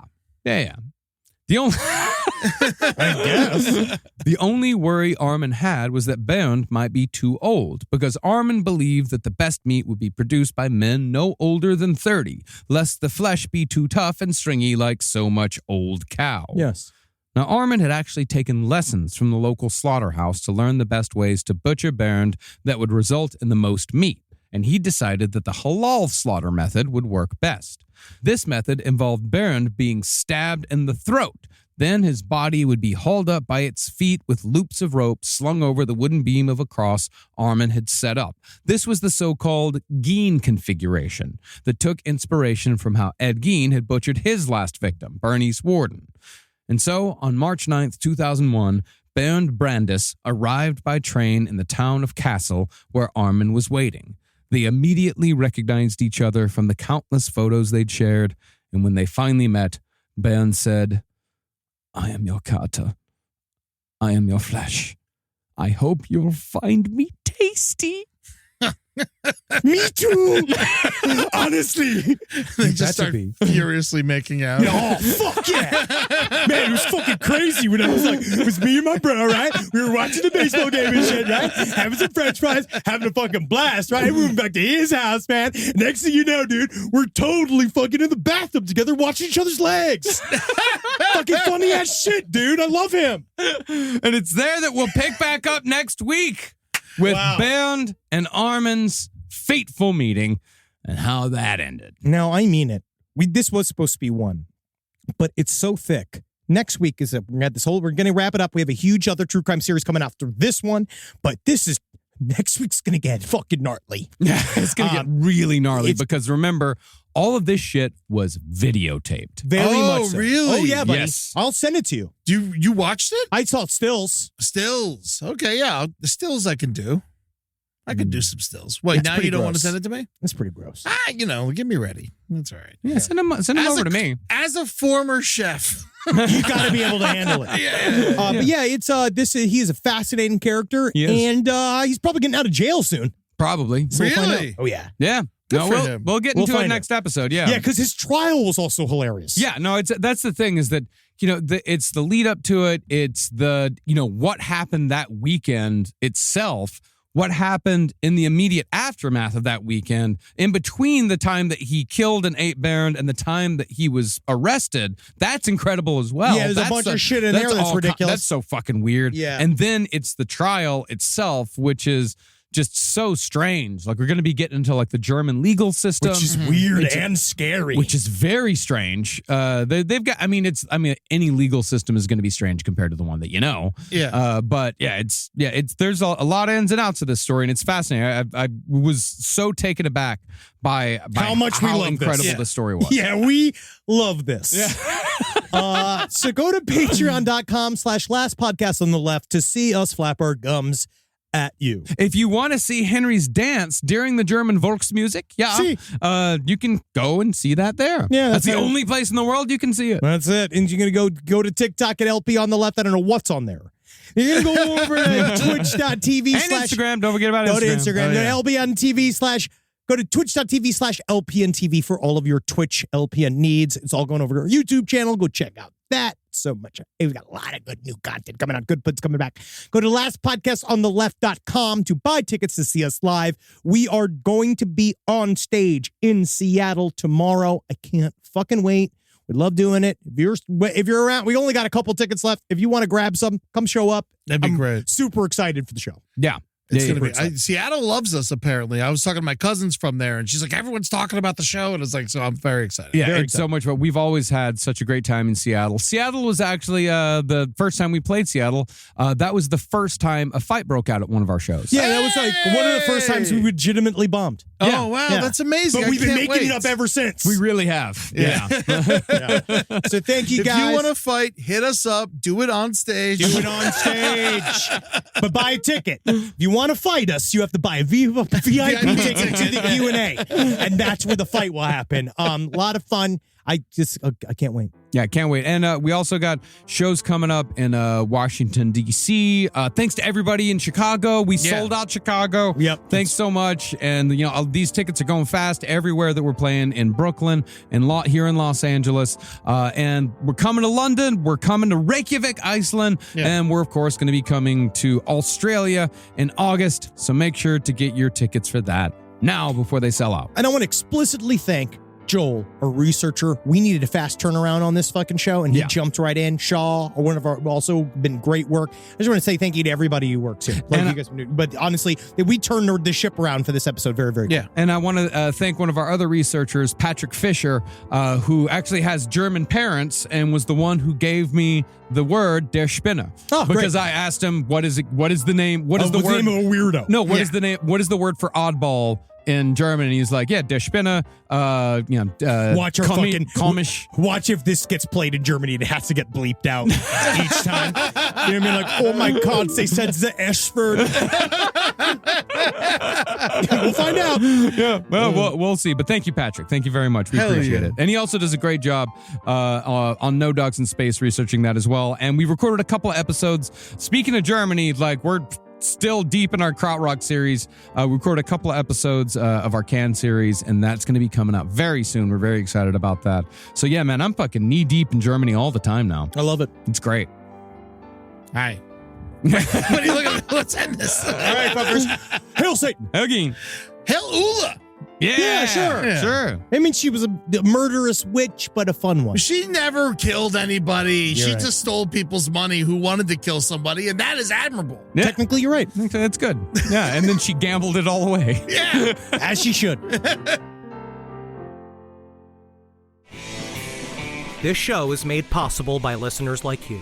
Thanks to our ad sponsors, you can support our shows by supporting them. For more shows like the one you just listened to, go to lastpodcastnetwork.com.